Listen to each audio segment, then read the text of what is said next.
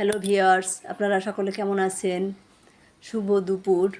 আমি এখানে 5টা আলু নিয়েছি আর 2 প্যাকেট ছোয়া মিট নিয়েছি। সয়াবিনটাকে এভাবে দেখুন কতগুলো হয়েছে কেটে নিয়েছি।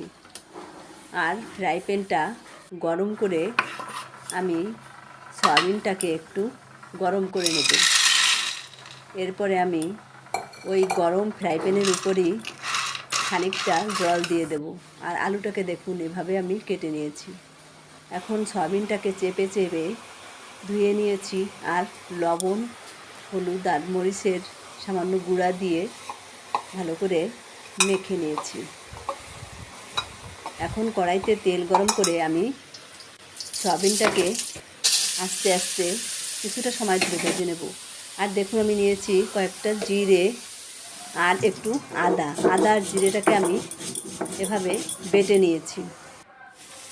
আর সয়াবিনটা আমার ভাজা হয়ে গিয়েছে। আমি ভাজা সয়াবিনটাকে এভাবে নামিয়ে নেব।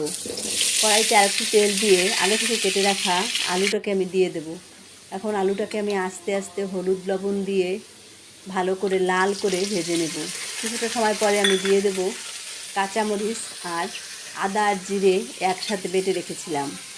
আদা জিরে কাঁচামরিচ দিয়ে খানিকটা সময় ধরে আমি আস্তে আস্তে করে একটু কষিয়ে নেব। আর দিয়ে দেবো আগে থেকে ভেজে রাখা সয়াবিনটা দিয়ে নেড়ে চেড়ে আমি দিয়ে দেবো খানিকটা গরম জল দিলে আমার তাড়াতাড়ি আলুটাও সিদ্ধ হয়ে যাবে, সয়াবিনটাও সিদ্ধ হয়ে যাবে। আর সামান্য পরিমাণে হাফ চামচ গরম মশলা গুঁড়ো দিয়ে নেড়ে চেড়ে আমি নামিয়ে নেব। অনেক মজার হয় কিন্তু পেঁয়াজ রসুন ছাড়াও সয়াবিনটা এভাবে একবার খেয়ে দেখতে পারেন। সকলে ভালো থাকবেন। শুভ দুপুর।